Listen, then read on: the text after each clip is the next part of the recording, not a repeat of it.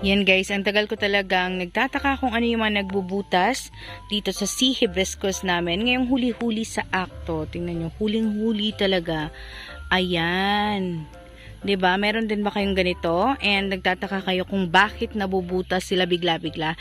So, ito yung may kasalanan. Kasi nung nakaraan, meron kaming nakita, hindi lang namin na video kasi magkukuha kami ng mga panggatong nung time na yon.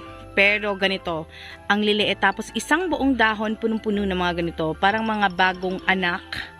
Ano to? Anong tawag dito? Grasshopper siya. Hindi ko alam kung anong klase. Pero ayan, kumakain sila ng dahon live na live.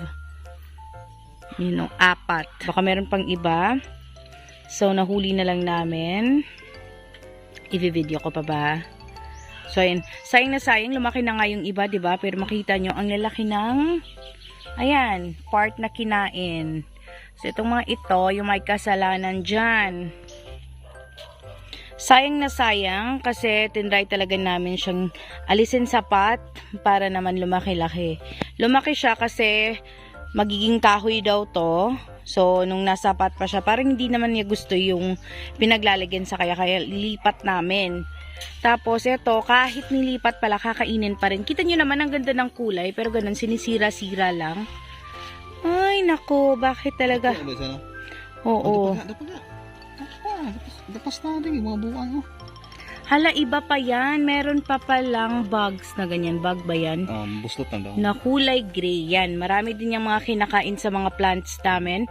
Anong plant yung kinakain niya? Saan siya? Saan mo itong pangalan niya? Ouch!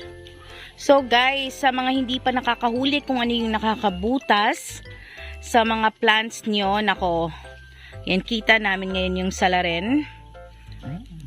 Syempre, dito, yung kumakain nito, uod lang. Yung uod na kulay gray. Ayan ito, nagkaroon na sana ito ng magagandang dahon. Kita nyo, pati pala to, oh. Ayan, ito yung mga plants namin na nilagay sa labas. Yan. Kakarating ko lang from work. So, sino kaya yung nag-aanak sa mga ganyan? Kasi nga, inanak yun yan, dami. Oh, di ba? Sayang na sayang. Yan, oh, butas-butas. Ang mga ba na? May basal-basal. May variegation, pero kinain pa rin. Oh, magaganda yung kulay niya. Yan, oh. Lumalaki na yung mga dahon niya. Sa mga nanonood ng video na nahahagip to, ito talaga yung mga size ng dahon. Ito na yata yung pinakamalaki. Tapos may ganyang kulay. Ngayon, nanilagay na namin sa soil. Ayan, lumaki na siya.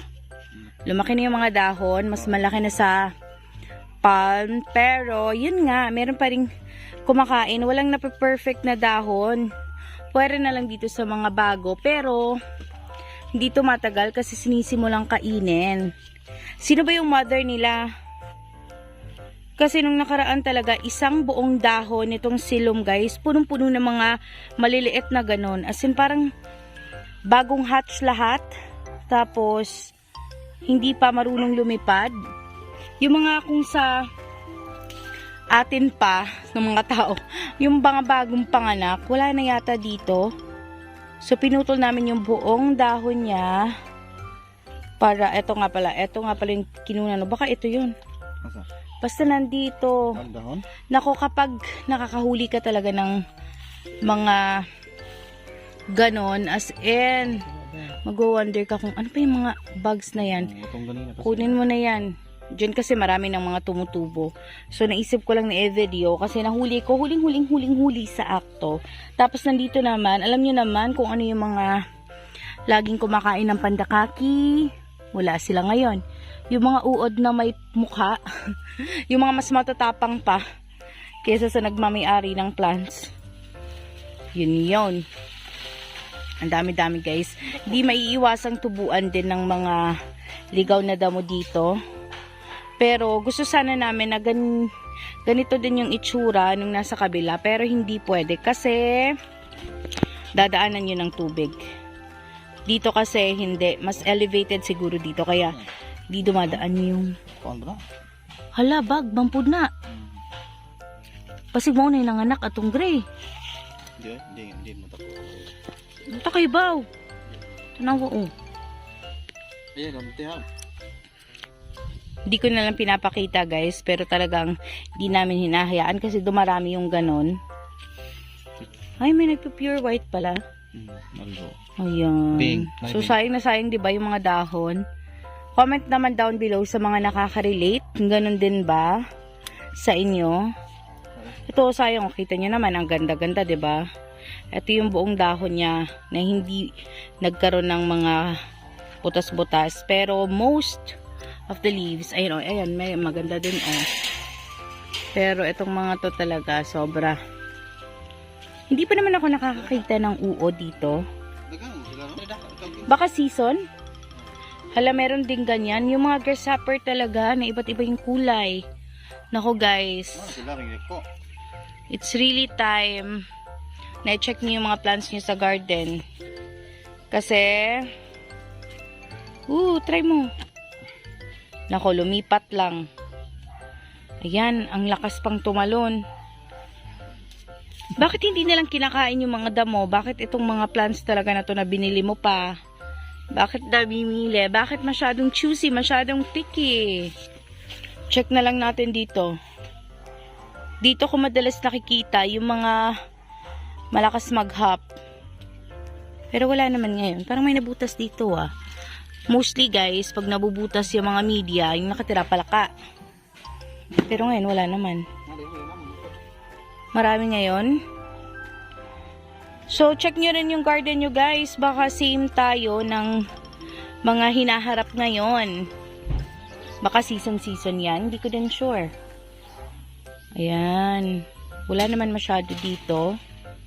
Hala, kita nyo na. Naiipon na naman Nabibigatan na naman to. Yun yung mga bunga. Yung ng anato guys. Tapos yun nalalaglag. Nagagamit daw yan. Yung mga pampapula ginagamit sa Java rice. Meron bang ibang term? Basta nakikita ko kasi pag nagsisearch ako or pag nakakakita ako ng recipe, anato yung tawag sa kanya. Anato. Pero hindi ko alam kung ano yung pangalan ng tree. Anato din siguro, no? Nung nilabas itong red Congo dito, guys, mas bumuti siya. Kumpara nung itsura niya, nung nasa loob pa siya. Meron talagang part doon na para sigurong hindi na masyadong abot ng init. Ganun ba yon? Or hindi abot ng init? Basta hindi masyadong natutuyo yung water. Kaya siguro hindi niya nagugustuhan. Kasi nung inalabas siya dito, na parang open air, naging okay yung tubo niya. Dito wala naman. Wala naman dito. Ayan. Nahuli ko na yung mga nambubutas. So, sana ma-check nyo din guys bago kayo maunahan. Kasi baka yung pinakamamahal yung plants yung bubutasan. Maunahan pa kayo. Mas maganda na maghanap kayo. Hindi lang pala uod yung kalaban ngayon. Kung ano-ano na. Ang dami na nating kalaban sa plants ngayon. Wala naman na siguro dito. Uy, nag-open ng Florida. Merong Florida na nag-open. May variegation kaya to? Siyempre dun tayo na-excite sa kung meron bang kulay. Hindi pa halata kasi bagong labas yung dahon. Pero sana no. Hindi halata pa rin. Sige, next time na lang. Kapag umayos na yan, nakabuka na yan ng maayos, update ko kayo. At yung pinakamagandang variegation na nakita ko, and mostly, nirereklamo ko yung mga ganyang kulay. Kasi nga hindi nagtatagal. Pero so far, yan guys, hindi naman yan masyadong nalalaglagan. Si Bako pure buyag, basig mabuyagan na to. So, yan lang siguro guys. Nahuli ko lang yung kanina kaya naisipan kong i-update kayo. Kasi first time kong makakita na sabay-sabay silang andon. Sa kahuling-huli ko talaga na kumain. Matagal na akong nagdududa. Akala ko puro bugs lang.